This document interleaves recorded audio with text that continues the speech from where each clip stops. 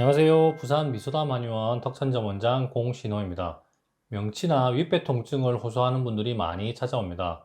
이 부위가 위장과 식도와 관련이 많은 부위이기 때문에 소화기 질환과 관련하여 오는 분들이 대부분입니다. 명치가 아프면서 등이 같이 아프다고 할 수도 있고, 명치의 약간 위쪽의 통증 또는 명치 약간 아래쪽의 통증을 호소할 수도 있습니다. 명치의 위쪽은 식도 쪽, 명치의 아래쪽은 위장 쪽에 해당합니다. 더 아래로 내려와서 명치와 배꼽의 가운데 부위 정도에서 왼쪽이나 오른쪽으로 치우친 부위가 아프다면 식도보단 위장 쪽 문제라고 생각할 수 있겠죠.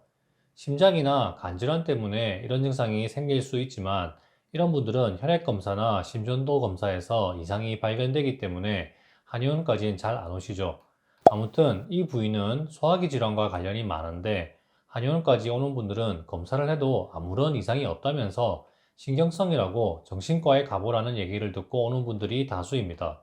또 한 부류는 만성 위축성 위염, 장상표화생처럼 위내시경 검사에서 만성적인 염증이 관찰되었지만 제산제를 먹어도 잘 안 낫는다면서 오는 분들도 있습니다. 검사를 해도 아무런 이상이 없다면서 위가 깨끗하다는데 불편하다는 분들은 담적병과 연관이 많습니다. 담적 때문에 소화력이 약해지고 이럴 때 과식을 하거나 기름진 음식을 먹으면 가스가 차서 팩만 되고 위장 근육에 경련이 생기면서 명치 부위에 통증이 생기는 것이죠. 그래서 이런 분들은 식후의 증상이 더 심해지는 경향을 보이고 소화제나 진경제 같은 약을 먹으면 증상이 줄어드는 경향을 보입니다. 당연히 근본적인 치료법이 아니기 때문에 계속 재발하게 되고 그래서 스트레스 때문이라는 얘기를 듣고 정신과로 안내받는 경우가 많죠. 기능성 소화불량, 신경성 위염이라고 진단을 받았다면 여기에 속합니다.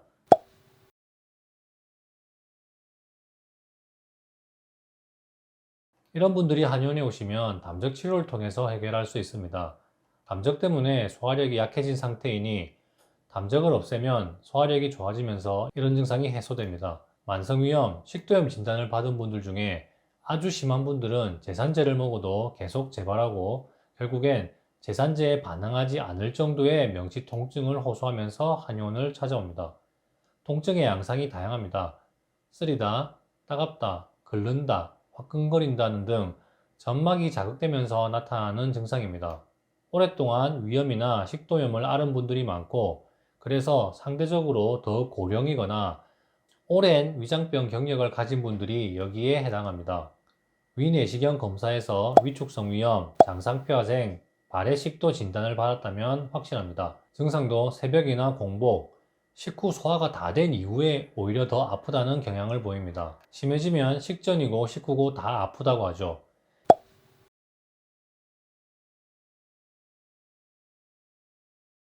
이런 분들은 담적 치료를 해서 더 이상 염증이 생기지 않도록 또 해야겠지만 만성적인 염증 때문에 점막이 자극을 받으면서 나타나는 증상이니 점막의 재생을 촉진하는 치료가 필요합니다.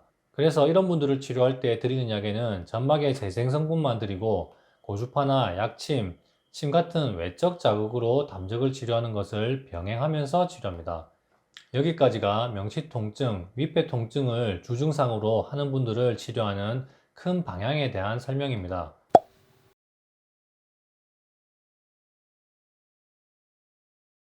젊은 분들이 위 통증을 호소할 땐 만성 염증 때문이라기보단 보통 담적 때문인 경우가 많습니다. 소화제나 진경제를 복용하면 좋아지는 편이고 식후에 더 심해지는 경향을 보이죠. 위내시경이나 초음파, 다른 검사를 해도 아무런 이상이 없고 그래서 신경성인 것 같으니 정신과로 가보라는 얘기를 듣고 안 되겠다 싶어서 한의원을 찾아옵니다. 이런 분들은 담적 치료를 하면 좋아지는데 그런데 간혹 위내시경 검사를 했는데 위는 깨끗하다는 얘기를 들었음에도 식후보단 빈속의 명치 통증이나 윗배 통증이 심해진다는 분들도 있습니다. 통증의 양상도 만성 위염, 식도염처럼 쓰리다, 화끈거린다, 따갑다, 콕콕 찌른다는 양상을 보입니다. 매운 음식을 먹으면 명치가 아프다거나 사과나 귤을 먹으면 윗배 부위가 아픈 증상이 생긴다는 경우도 있더군요. 감기약이나 진통제를 한 알만 먹어도 윗배 통증이 생겨서 거의 약을 안 먹는다고 말하기도 합니다.